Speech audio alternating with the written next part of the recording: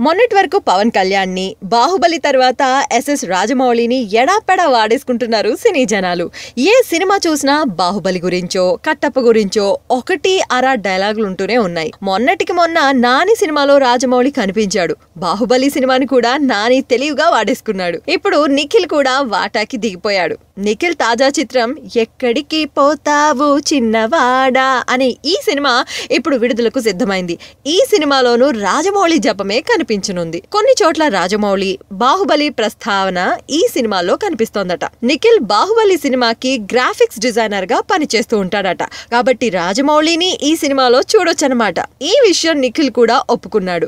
కథరీత్యా బాహుబలి రాజమౌళి ప్రస్తావన ఉంటుంది. అయితే కావాలని ఆ సినిమాని ఓవర్ గా వాడుకోలేదు. రాజమౌళి నన్ను బాగా అభిమానిస్తారు.